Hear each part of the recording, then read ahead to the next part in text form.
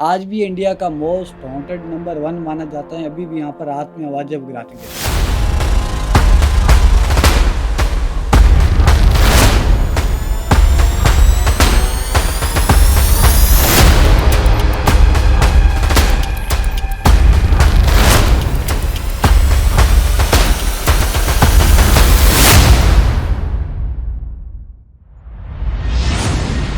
શું હું તમને કહું કે એક એવું ગામ પણ છે, એક એવું શહેર પણ છે જે રાતોરાત આખું ખાલી થઈ ગયું હતું, જ્યાં આજે પણ તે ગામ લોકોની આત્માઓ ફરે છે. રાતના રોકાવા માટે સરકાર ખુદ મનાઈ કરે છે. આજે એવા જ એક ગામની મુલાકાતે આપણે જઈ રહ્યા છીએ. રાજસ્થાનમાં આવેલું કુલધારા.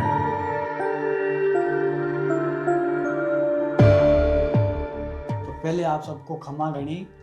मेरा नाम है मसूद खान।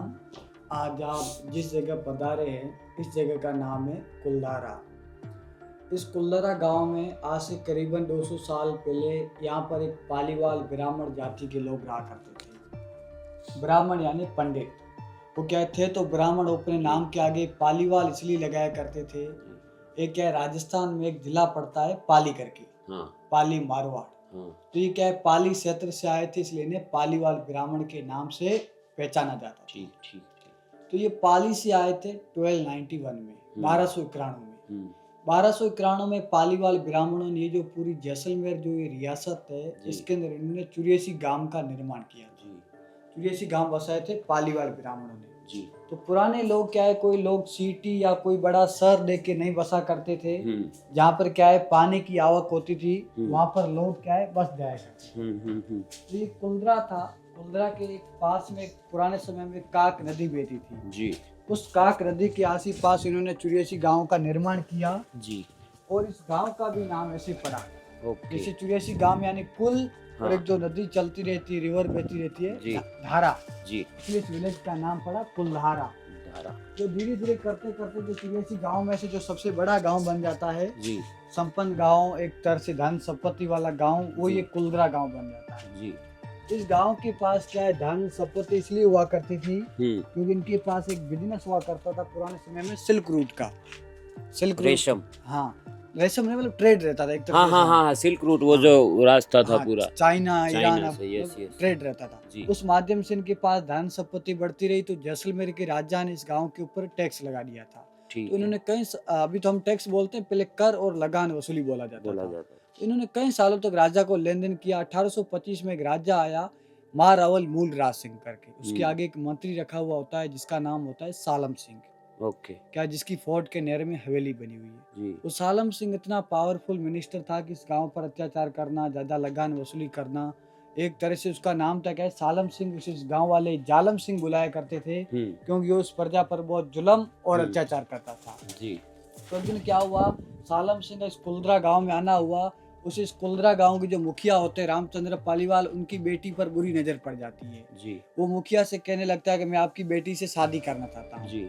मतलब ये जो पालीवाल ब्राह्मण जो समाज है आज भी अपनी बेटी अलग समाज में नहीं देता, पहले भी नहीं देती थी। उन्होंने कहा हम पालीवाल ब्राह्मण हैं, आप अलग समाज से हो, ऐसे हम आपको अपनी बेटी नहीं दे सकते। तो सालम सिंह ने कहा आप अपनी बेटी नहीं दोगे तो मैं अपने सैनिकों को भेज के इस गांव पर हमला करके इस लड़की को लेके चला जाऊंगा। तो इस गांव के मुखिया बोले कि आप ऐसा मत करना, ऐसे हम पालीवाल ब्राह्मणों की इज्जत चली जाएगी, हमें कुछ सोचने का वक्त दो। तो उन्होंने कहा आपके पास 10 दिन का टाइम है। तो ठीक है। फिर 10 दिन के अंदर इन्होंने, उनके पास फोन और व्हीकल तो नहीं थे, ऊंट और घोड़े की मदद से बाकी 83 विलेज के लोगों को इकट्ठा करके यहाँ पर मीटिंग बनाई गई। कहा तो ऐसी बात हो रही है, आज ये मेरे साथ हो रहा है, आने वाले वक्त में आपके साथ भी हो सकता है। इतनी करके अपन पालीवाल ब्राह्मण लोग अलग समाज में कितनी बेटियां देंगे। हम ये बेटी नहीं, हमें एक ही नाइट में यहाँ से 84 विलेज गाँव खाली करके निकलना होगा। तो ठीक है। फिर इन्होंने एक ही रात में 84 विलेज गाँव खाली करके यहाँ से एक तरह से गायब हो गए। कोई कहाँ चले गए, 84 गाँव। कोई यहाँ से पाली चले गए वापस, कोई महाराष्ट्र, कोई यूपी से फैल गए। उनके जाने के बाद जो ओल्ड लोग थे, जो बुढ़े लोग थे, उन्हें चल पाए। उन्होंने एक लोटा लेके उसमें पानी डाल के, नमक डाल के इस गांव को शराब दिया। गांव तो यहाँ से कभी चैन से नहीं रह पाए। यहाँ के जो भी कोई दूसरा बसेगा वो हमेशा इस गांव में दुख पाएगा, कभी सुख नहीं पाएगा। उनका आज भी शराब चल रहा है। और उसके बाद जो दूसरे लोगों ने इस गाँव को वापस बसाने की भी कोशिश की थी, जो रेगिस्तान में लोग रहते थे, वो यहाँ पर आके रहना शुरू हो गए। उन्हें नहीं पता कि शराब पीते एक तरह से हॉन्टेड है। हाँ हाँ। उसके अंदर आके रहना शुरू हो गए। उनमें से किसी का परिवार उजड़ गया, किसी की बेटियां मर गई, तो वापस रेगिस्तान की ओर चले बाप गए। रे। आज भी इंडिया का मोस्ट हॉन्टेड नंबर 1 माना जाता है। अभी भी यहाँ पर रात में आवाजें वगराती रहती हैं। इस कुल्द्रा गांव के ऊपर एक बॉलीवुड की मूवी भी बन चुकी है जिसका नाम है कालो। जी जी जी। उसके ऊपर बनी है, इसके अंदर बनी है। जी। और यहाँ पर 2016 के अंदर कोई दिल्ली से आया था, कोई गौरव तिवारी नाम करके, कोई पैरानॉर्मल सोसाइटी से। उसने भी यहाँ पर नाइट में कैमरे लगाए थे, उसके भी कैमरे ब्लास्ट हुए थे, उसके साथ भी घटना हुई थी। फिर कुल्द्रा के जाने के बाद एक सप्ताह बाद उसकी भी मौत हो गई थी 7 जुलाई 2016 को। उसके बाद गवर्नमेंट आज भी यहाँ पर आफ्टर 6:30 किसी को अलाउ नहीं करती है। बाप रे। और ये जो अपन अभी जा रहे हैं ना, हाँ, ये 2017 के अंदर एक इंडिया की कंपनी है जिंदल जेएसडब्ल्यू। जिंदाल। हाँ हाँ हाँ ये जिंदल स्टील ने सर 2017 के अंदर एक कैफेटेरिया बनाया था जी। जो उनका शुरू होने से पहले खत्म हो गया था। क्या इस कुल्द्रा गांव में कुछ बसा नहीं सकते, एक ही रात में गिर गया था। ये कैफेटेरिया था और ना इस गांव का एक पत्थर उठा सकते। इसका पत्थर भी गांव वालों ने आसपास में यूज किया था घर बनाने के लिए, उसका पूरा परिवार ही बर्बाद हो गया था। इस गांव का एक पत्थर ही नहीं उठा सकते। आइए आगे मोटा भाई देखिए जी। ये कैफेटेरिया देख रहे हैं। अभी क्या है, हम चारों रास्ते मिलते उसे चौराहे बोलते हैं, पहले चौपाल बोला जाता था। चौपाल का ये मतलब होता था गांव का पंचायत एरिया, मीटिंग एरिया। क्या जो भी मीटिंग जो इनकी पंचायत होती थी वो उस चौपाल पे होती थी। इनकी जो लास्ट पंचायत होती थी ना 84 विलेज गांव खाली करने की, वो इस चौपाल पे हुई थी। जो गांव के अपन मेन हेड बोलते हैं, जो पंच बोलते हैं, वो उस छतरी के ऊपर बैठा करते थे, बाकी आम पब्लिक नीचे बैठा करती थी। ये छतरी बिना चूने और बिना सीमेंट के पत्थर को आपस में पत्थर से लो करके रखा है, इंटरलॉकिंग सिस्टम। जो गांव के मेन हेड इधर, बाकी आम पब्लिक नीचे। और ये मोटा भाई बधु आर्टिफिशियल से। यहाँ पर साल में एक डेजर्ट फेस्टिवल होता है मरु मेला करके। ओके। उसके लिए क्या मेला सुबह 8 बजे से लेकर दोपहर 12-1 बजे तक रहता है। उसके लिए गवर्नमेंट ये सब नया बनाती रहती है। ये सब रिस्टोर किया गया है, मतलब मिट्टी और गोबर से लिप करके। वो फरवरी में मेला लगता है जी, उसके लिए गवर्नमेंट ये सब नया बनाती रहती है। ठीक है।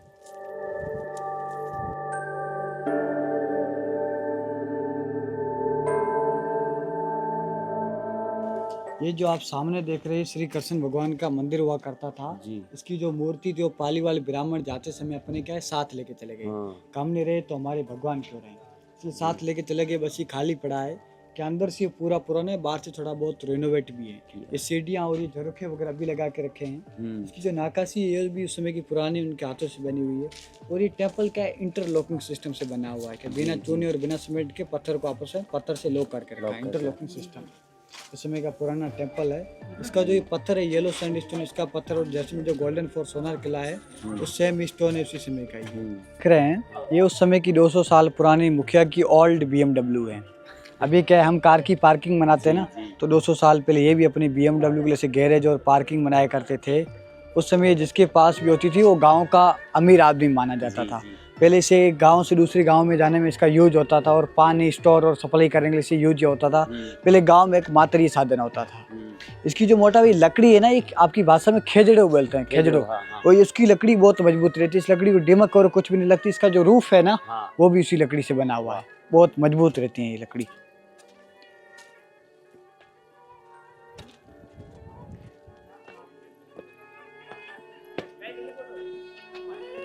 ये जो घर है ना ये उस समय का ओरिजिनल और पुराना घर ये है। इसे बस क्या मिट्टी और गोबर से लीप करके रखा है। घर उस समय का ओरिजिनल, उस समय का पुराना डिजाइन है। और ये जो आप घर देख रहे हो उस समय का ओरिजिनल और पुराना घर ये उस मुखिया जी का मकान है जिसकी बेटी हुआ करती थी। इस घर को पहले क्या हवेली बोला जाता था और आज इसे क्या चुड़ैल का घर भी कहते हैं।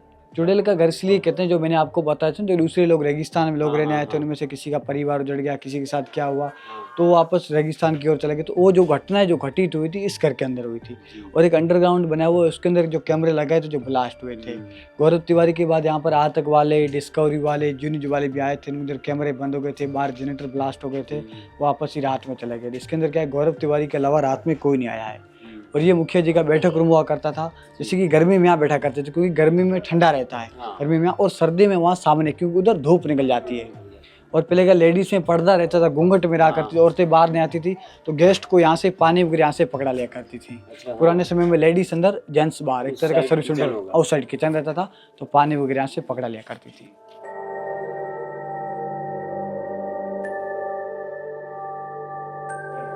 और घर के हमेशा 2 आंगन हुआ करते थे, आदमियों के लिए बाहर और घर की औरतों के लिए अंदर। और हर आंगन के ऊपर से खुला ओपन रखा करते थे, ऊपर से हवा आने के लिए पहले लाइट वगैरह कुछ नहीं होती थी, जो सनलाइट आती थी घर में रोशनी कर दिया करती थी।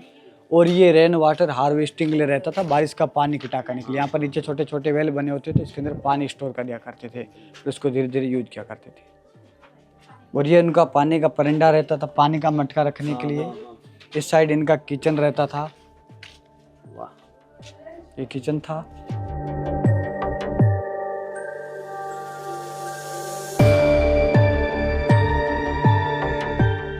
ये स्टोर रूम है, अनाज वगैरह इसके अंदर रखा करते थे। अनाज जो भी होता था इसके अंदर रखा करते थे। और ये जो घर के दरवाजे थे क्या पुराने समय में छोटे बनाया करते थे। छोटे इसलिए होते थे जो भी आए अपना ईगो और घमंड बाहर घर के अंदर सर झुका के आए, इसलिए छोटे दरवाजे बनाया करते थे।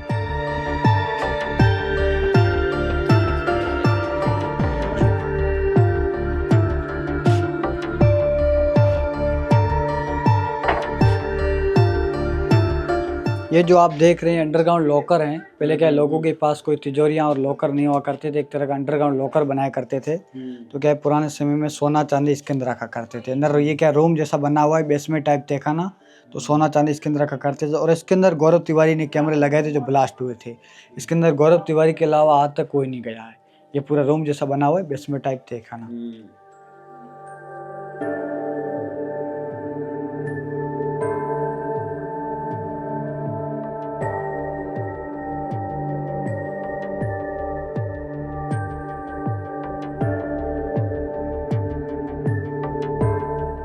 ये पूरा कुलदरा गांव है।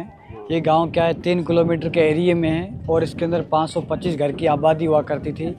मतलब उस समय जो जनसंख्या जो आबादी वाला जो गांव था वही पूरा कुलदरा गांव था। इसलिए गवर्नमेंट ने फेंसिंग से कवर करके भी रखा है। जो ब्लैक वाली बाउंड्री देख रहे हैं ना, वो गवर्नमेंट ने फेंसिंग से कवर करके भी रखा है। इसके अंदर क्या गवर्नमेंट किसी को भी नहीं रहने देती है। और ये दूर जो मिट्टी का पहाड़ देख रहे हैं सामने, उस गांव का तालाब था, वो शमशान घाट है जो छोटे छोटे दिख रहे हैं मंदिर से। वहाँ पे जा सकते हैं? वहाँ नहीं जा सकते, मोटा वाला नहीं है फेंसिंग के बाद। वही शमशान घाट थे पाली और ब्राह्मणों के। अभी जितने भी आपको खंडर नजर आ रहे हैं ये भी क्या है घर हुआ करते थे। अभी ये खंडर क्या है, यहाँ के पत्थर क्या है, यहाँ के येलो सैंडस्टोन है। ये मौसम के हिसाब से मिट्टी में बदल रहे हैं। तो अब इन खंडरों को क्या गवर्नमेंट वापस बना नहीं सकती। एक तरह से क्या है पूरा नया हो जाएगा, देखने कोई नहीं आएगा। इसलिए धीरे धीरे अपना गिरते जा रहे हैं। और ये धारा थी जो रिवर देख रहे फेंसिंग जस्ट वाली थाई जैसा, ये नदी हुआ करती थी।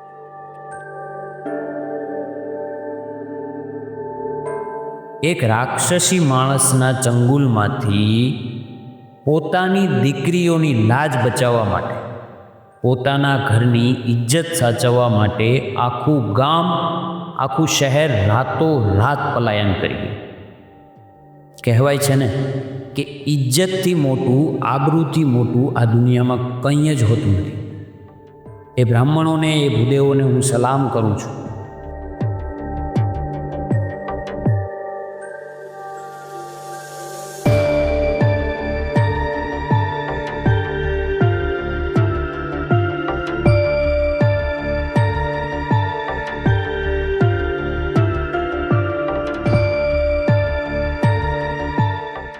ने आजनो आ व्लॉग આપણે અહીં જ સમાપ્ત કરીએ। ફરી મળશું નેક્સ્ટ વ્લોગમાં। જય શ્રી કૃષ્ણ।